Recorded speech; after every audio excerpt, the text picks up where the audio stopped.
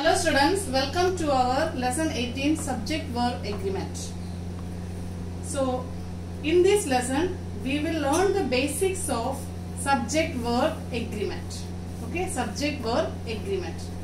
So before understand the topic, we will understand what is subject and verb in the sentence and how to identify subject and verb in the sentence and what exactly is subject verb agreement and its basic rules surrounding it. Okay, and the first thing when we tell about the subject verb agreement, the first thing, the singular subject always carries a singular verb, except the subject is he, she, it will carry with the s or es with a verb that we learn in the simple present tense. And the plural subject always carries plural verb. This one is the basic rule of subject verb agreement. Singular subject always carries a singular subverb and plural subject always carries a plural verb. Only one exception is there. When your subject is he, she, it carries s or es with a verb. Now there are some basic rules to apply the subject verb agreement. Okay, first rule is if two singular subjects connected by and require a plural verb. Listen, see here, two singular subjects like bread and butter. Bread and butter is a singular subject, but it is connecting by and. So it's are. So here he used the verb are easy to get. Okay, because these two singular subjects connected by and. And the second rule, two or more singular subjects joined by or, no, but, each or every like require a singular verb.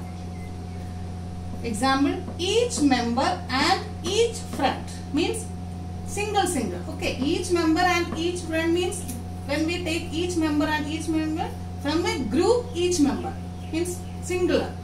That way we use the verb is here. Okay, invite.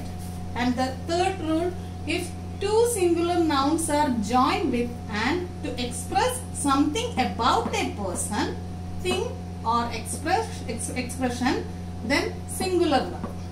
Like rice and curry is my favorite dish. Here rice and curry, it gives it's considered as a single dish. Rice and curry, it's not as different subjects. Rice and curry is a single dish. That's why we use a singular verb. Is my favorite dish. See these two examples, bread and butter. Here it is telling about a different two singular subjects.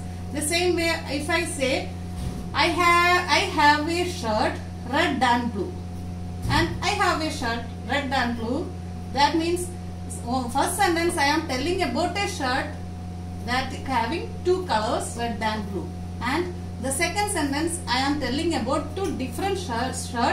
One shirt is red and second one is blue. That is the way. Okay.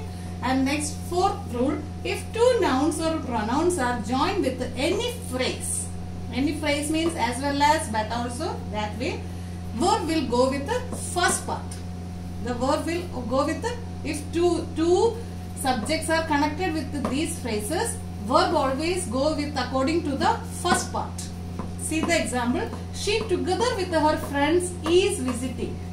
Together, she and her friends, and we apply the verb according to the first noun or pronoun. Here she, so we apply the verb is. Okay, she together with her friends is visiting.